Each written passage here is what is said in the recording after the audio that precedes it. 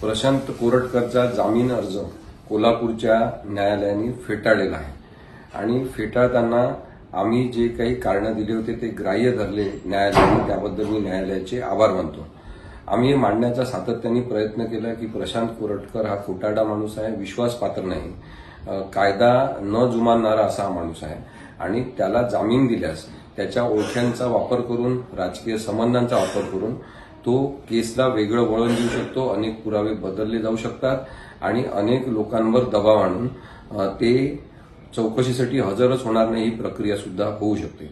प्रशांत कोरटकरनी जे न्यायालयामध्ये कागदपत्र सबमिट केले जामीन अर्जासोबत, त्याच्यामधले अनेक कागद हे त्याच्या सह्यांचे आहेत आणि त्याच्या सह्या वेगवेगळ्या आहेत। म्हणजे आम्ही 5 कागदपत्र न्यायालयाला दाखवले, ते 5ही सह्या वेगवेगळ्या आहेत असं आमचं म्हणणं आहे आणि प्रशांत कोरटकर हा युक्तिवाद ऐकत होता, तो हजर होता, तरी सुद्धा त्यांनी सह्या त्या माझ्या नाहीत असा उल्लेख केलेला नाही किंवा त्या सह्या माझ्याच आहेत असं सुद्धा म्हटलेलं नाही। या पार्श्वभूमीवर आपण हे पाहू शकतो की ज्या माणसाने मोबाईल मधला डेटा इरेज केला, पोलिसांचं संरक्षण ज्याच्या घराला सुरुवातीला देण्यात आलं होतं, त्या पोलिसांच्या मोठ्या संख्येने पोलीस असतानाही तो फरार झाला आणि जवळपास 1 महिना वेगवेगळ्या ठिकाणी लपून राहिला।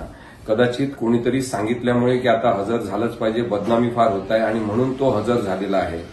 तो प्रशांत कोरटकर, ज्याच्यावर आणखी 2 गुन्हे, जालन्याला 1 आणि नागपूरला 1 FIR रजिस्टर होता, ज्याची चौकशी परत आता वर्ग करण्यात आलेली आहे कोल्हापूर पोलिसांकडे, ज्यांनी अनेक लोकांची मदत घेतली, 3 राज्यांमध्ये जाऊन तो लपला, मध्य प्रदेश, तेलंगणा आणि महाराष्ट्रातल्या वेगवेगळ्या गावांमध्ये, तिथे सुद्धा वेगवेगळ्या लोकांनी जी मदत केली त्यांची चौकशी सुद्धा बाकी आहे आणि सरकारी वकिलांतर्फे हे सांगण्यात आलं की तपास अजून पूर्ण झालेला नाही।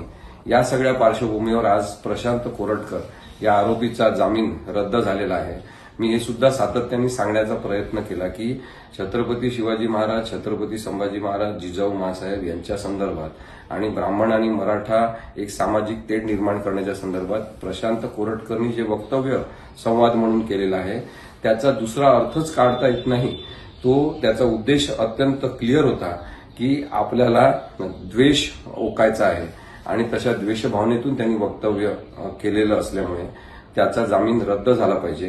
हा युक्तिवाद कोर्टाने मान्य केला आणि प्रशांत कोरटकरचा जामीन अर्ज नामंजूर करण्यात आलेला आहे।